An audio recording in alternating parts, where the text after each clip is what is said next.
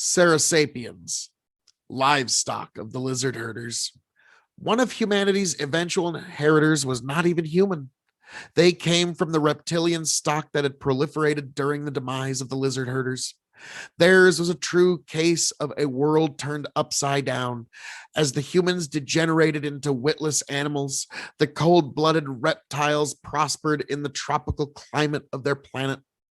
Millennia passed and they begun to produce increasingly smarter forms, one of which distantly resembled featherless versions of the predatory dinosaurs of the past, actually crossed over the threshold of sentience and built up a civilization. These fledgling creatures were quick to understand the true origins of the monstrous ruins littering their planet.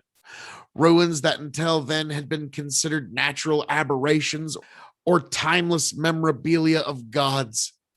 Now, however, they saw the intermingled ruins of the Q and the Star people for what they really were.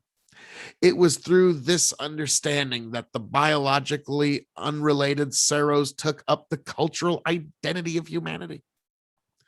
In their archaeological efforts, the Saros began to understand that the animals that they used for food and labor were descended from the founders of their very existence. And somewhere in the stars lurked the forces that malformed them, forces greater than the star people, dark forces that might someday return. The human animals served as a reminder, just as Pandaravus had, that if the Saurosapiens wanted to assume their continued existence in the cosmos, they had to be watchful. The pressure of such a reality put their cultures under enormous stress. Some factions turned to made-up religions and remained ignorant under an umbrella of comforting fantasies. Others acknowledged the threat of the galaxy, but reverted to a paranoid rhetoric of conservationism.